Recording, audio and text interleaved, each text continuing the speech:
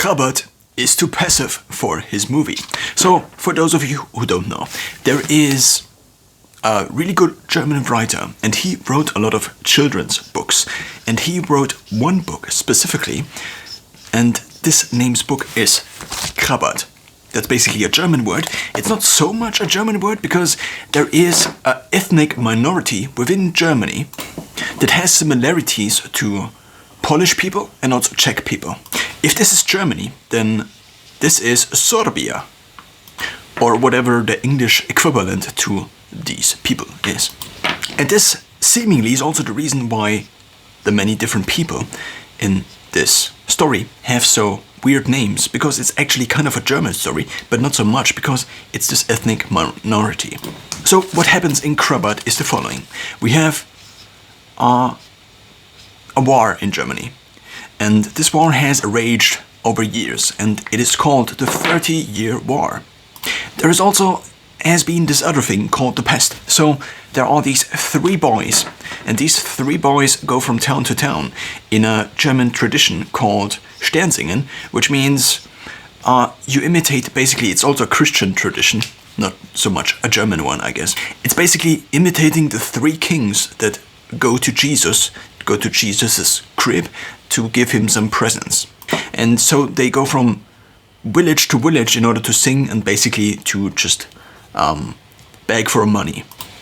So what then happens is that Krabat, the oldest one I think, has kind of a vision and goes to a mill in which he then, over the following years, 2 to 3 years, learns both magic and also milling. And the deal is that there is the head of the mill, and he is kind of into dark magic, and every year, basically, on New Year's Eve, and then on the first of the new year, someone out of the 12 people, so out of the 12 boys basically living there, gets killed, and basically the life gets transferred to the master. That's the plot. Unless there is someone from these 12 boys that has a girl, that then asks the master whether he can basically be free. And this is also what happens in the movie and also in the book. So I read both the book and I also watched the movies. The movie actually when I was, I think, 12, so it was quite some time ago. So now here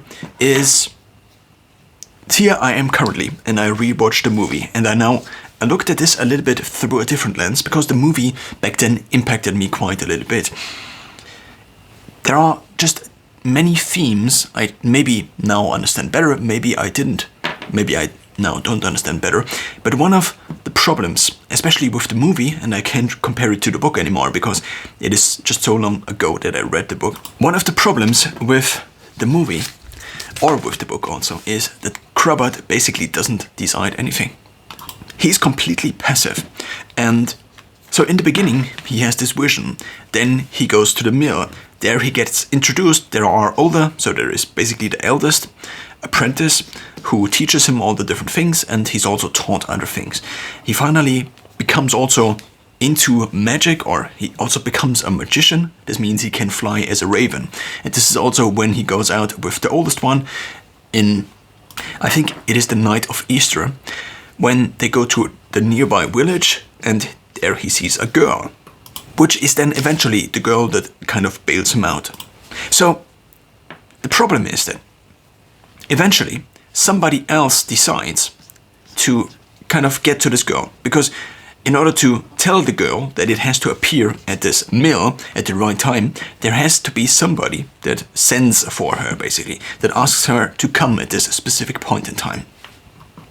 And Krabat himself decides basically one thing, and the one thing he decides is, instead of somebody else, so basically one of his colleagues, you could say, that was already kind of dedicated or designated to be the one that would be eliminated, or be the one that actually gets killed by death that comes to the mill, and also usually uses the mill kind of to mill bones out of the people who died, I guess. And Krabat decides, And in the movie, it seems like it's not a planned decision. It would have been nice if this was a decision that has been brooding in him all this time, and then he finally has basically a plan that is to kill himself and to not risk the life of his girl, and therefore save the others, kind of. But at the same time, this wouldn't improve the situations of all the others, because they still live then in the fear of dying the next year. Somebody else would then replace Krabat eventually, but nothing would change really. They would still be under the authority of the master. That's the name of the head of the mill.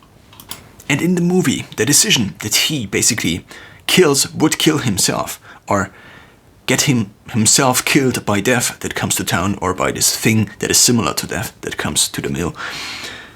This decision seems to be a kind of a very spontaneous decision. And this could have been the decision that the movie was all about. This could have been the decision where Krabat stepped up from being a completely passive character that only hears the voices, then comes to the mill, then gets introduced to all of these things. And they are all also, every decision along Krabat's way is basically an obvious one. Because, of course, it is not entirely obvious, but you could also argue that Krabat himself doesn't actually earn anything.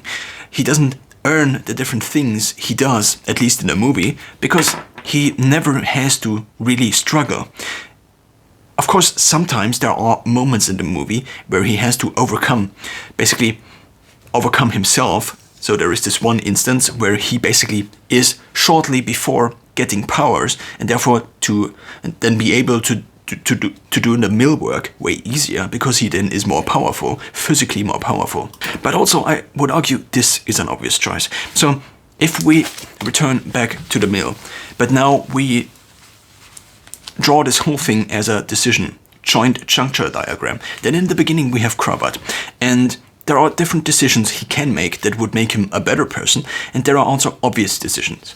So in order to simplify this whole thing, you can say that on every decision point, there are two decisions. So therefore, every decision you could ever make is just two decisions. It's either a decision that leads you up or down. And up is in the long term, good interpretation, or the thing that brings you further along in your life and makes you a better person, and the other one is down.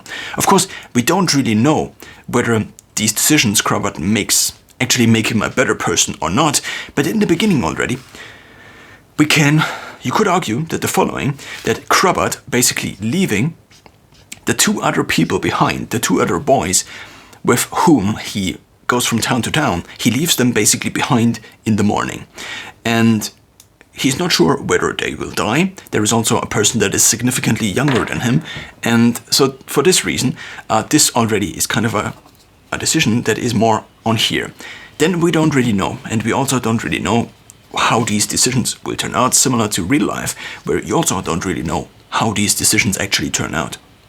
But what I would argue now is that apart from this one choice that obviously is pretty bad, because it's not really that so think of it from a survival standpoint. Basically, they didn't have food, they begged from town to town for money and food, mostly for food, I guess. So it was kind of an obvious choice from a survival standpoint to go to this mill. Maybe it's, in terms of risk calculation, not the best if some raven is whispering in your head and tells you to do something outrageous, because it is unknown to the reality. You could also say that this is the first step in the hero's journey, where he actually goes out into something completely new. But one could also argue that this is kind of not a very good decision. First of all, his friends, and second of all, he just, in terms of risk calculation, just has no idea what he can expect. So he eventually finds himself at the mill, and then he is taught all the different things. And never is there really a situation where he has to decide, really. And to decide a decision that is obvious, to decide a decision that would be a choice of his own, that would lead him towards either the good or the bad. And this shows in the movie. This shows also in the viewing experience, I would argue. It is actually the whole movie, in terms of how exciting it is. It would be, so in terms of inner life. Of course, there are downsides So there are basically, you could argue that in the beginning he makes a huge choice, and in terms, so if this is the alertness or risk, and this is time, then you could argue that in the beginning there is this choice and he doesn't really know, or you could also call this uncertainty. But then as things, as he settles into the mill, things actually get better, because he now has a place where he can live. He also has a few people that share a similar life to his. He also gets new abilities. He actually can not fly, but fly as a raven. And he also gets to know a girl, which happens also very easily, you could argue. So he and the older one, the eldest of the brothers, you could call them, or of the apprentices, they actually go to town, and he just happens to catch another girl that also happens to be the most beautiful girl in town.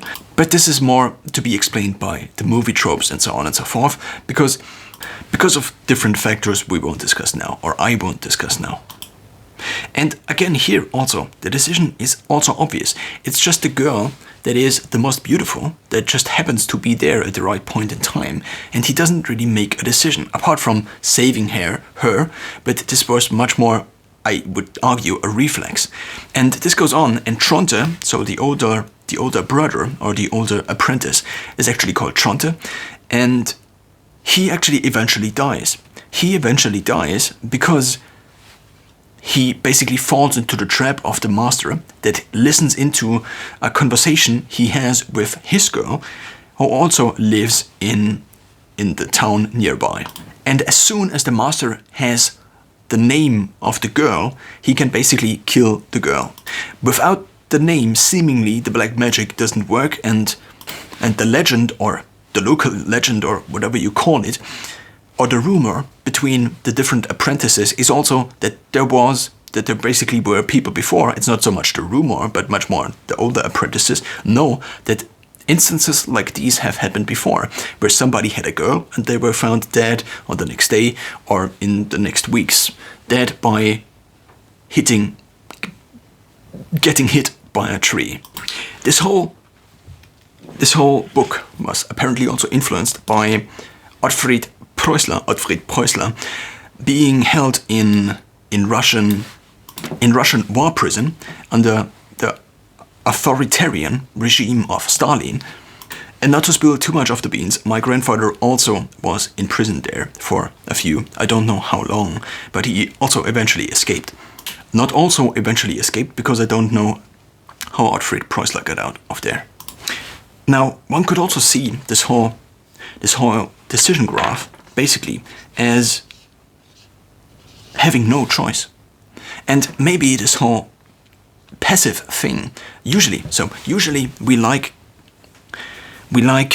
heroes that actually take a risk. Usually we like characters that take a risk and make active choices compared to being a passive protagonist. Maybe this whole movie, maybe especially the movie, or maybe also the book, were actually designed exactly like this. So the critique I am currently describing might be the exact point of this whole thing, that he didn't really have a choice. In the beginning, he had basically maybe to choose the thing that was more promising than the life he basically maybe would have given up on eventually anyway, because there just was no future in this time. Or at least in this fictional reality that is the reality of the book and the movie. Also in the mill, seemingly for all the different apprentices, there is no escape. Every year, one of them has to die in order to rejuvenate the master. And he then comes back rejuvenated in the following years after New Year's Eve. And the cycle repeats again. Then the summer comes and everything gets a little bit better. And then the winter comes again. The master becomes physically older until one of the apprentices eventually has to die. And the master comes back younger again. What also was a thought in my mind when or after watching the movie or nearing the end of the movie is the following. We basically all live in this reality. The reality that the book and also the movie describes is actually in many ways kind of similar to our own reality. We kind of are Krabat. We have to make often obvious choices where we don't, or at least seemingly don't really have other choices. We all are faced with mortality. Death is the thing that comes again every now and then. And up until now, nobody actually can escape death. You don't know what the future holds, but what is for certain is that death eventually will get everyone, every single one of us. Whether intended or not, this feeling maybe of being imprisoned in the world that you inhabit, in the world that is the everyday that you experience. The prison that might also not only be a literal prison, but might also just be a choice prison, which you cannot escape. Might be one of the themes now I criticized, but also just might be the central theme about Krabat. That was the central theme all along.